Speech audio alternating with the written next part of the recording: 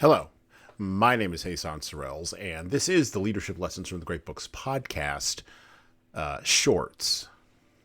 There's no co-host on these shorts episodes. These are now around 2 to 4 minute, sometimes as long as 6 to 10 minute observations, ideas, thoughts, or rants about the literature, philosophy, psychology, and even the theology of leadership.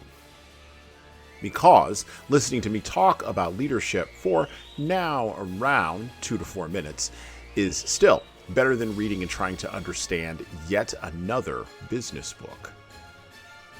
Even that business book your coworker won't stop raving about because it quote-unquote changed their life, but you can't see any difference in their leadership behavior. So how good could that author be? Recently, I completed reading Eichmann in Jerusalem, a report on the banality of evil by Hannah Arendt.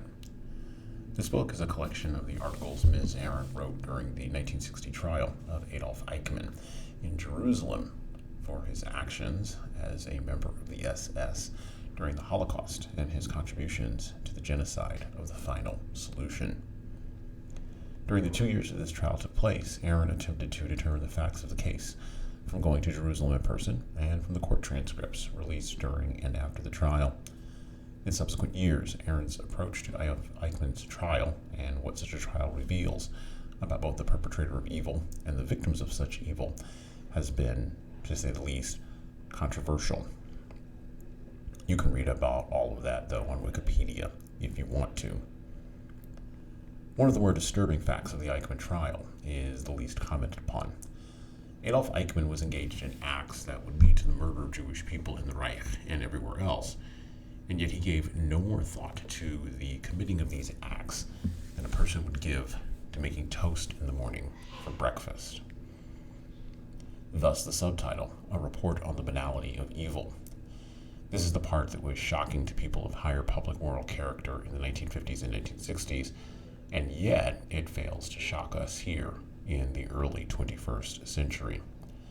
Of course, that might be because we live in the backwash of quote-unquote administrative murdering of populations from the Cambodian Khmer Rouge to the Rwandan genocide of the 1990s.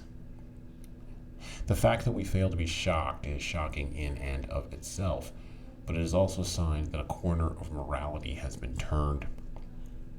Not that bureaucrats and managers in our postmodern society are less likely to behave like quote-unquote little Eichmanns, but that our lack of shock at a public level somewhat indicates a banal acceptance of this kind of grinding away at the foundations of a public moral order that was fragile to begin with. This is a book podcast focused on the intersection of literature and leadership, and being made with this bold assertion that Western civilization can be saved through understanding, appreciating, and applying the lessons that these great books give to us. And, because two things can be true at the same time, these lessons are lost when a moral culture declines into the pleasures of doom scrolling, pornography, and complaining endlessly, rather than actively doing. The administrative Eichmanns currently in the West in general, and in America in particular, rely on the decline working for them, even if they give no more thought to the implications of such a decline than Eichmann gave to moving Jewish people around Europe in train cars, bound inevitably for death camps. One other point from Hannah Arendt's work. The arrogance and hubris of our current moral era in the West, where we confuse technological and financial prowess with moral and ethical success, doesn't allow us to grant the appropriate moral weight to the implications of Arendt's work on people in our time. But the rising tide of a banal, thoughtless, and yet all-consuming bureaucracy drowns out the individual in any time, and aided by the growing power of large language modeling, the quote-unquote little Eichmanns, still scattered throughout bureaucracies and Western governments, will need only push a button in the future and then claim later that the quote-unquote mindless algorithm made them do it. But human beings are still responsible for their own actions, and it is human beings that must hold the line against the rising tide of thoughtless, algorithmically driven tyranny. This is Arendt's much larger contribution to the Western canon of literature by her reporting on Adolf Eichmann's trial in Jerusalem. And this is Arendt's warning down the years to leaders. Leaders are responsible for the actions of their subordinates, and they don't get to dodge such responsibility or consequences in this world, or even into the next. And, well, that's it for me. Thank you for listening to the Leadership Lessons from the Great Books podcast today. And now that you've made it this far, you should subscribe to the audio version of this show on all the major podcast players, including Apple iTunes, Spotify, YouTube Music, and everywhere else where podcasts are available.